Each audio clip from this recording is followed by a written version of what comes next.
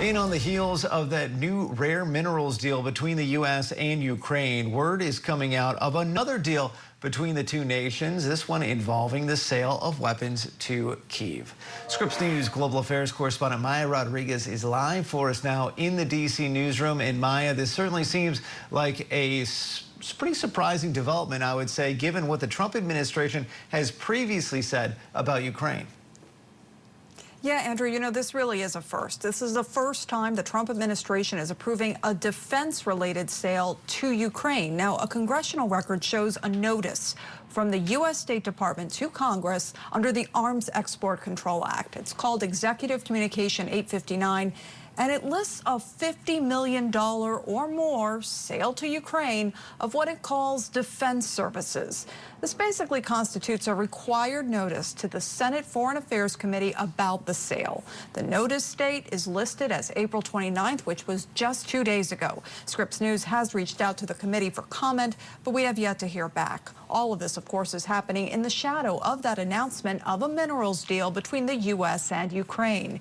Here's what State Department spokesperson Tammy Bruce said this afternoon about that deal and the war in Ukraine. It's time for both of the nations involved in this conflict to come up with concrete proposals about how this conflict ends. And this relationship now with Ukraine reinforces the commitment of the United States to that nation.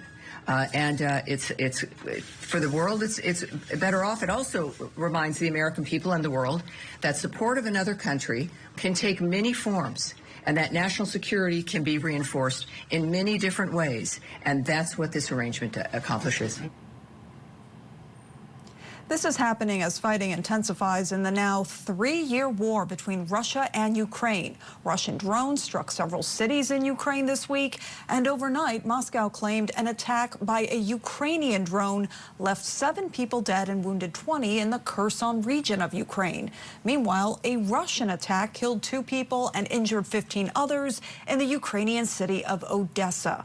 Ukraine has repeatedly said that with Russia increasing its attacks, there is a dire need for them to beef up their air defenses. Andrew. All right, Scripps News global affairs correspondent Maya Rodriguez for us. Maya, thank you.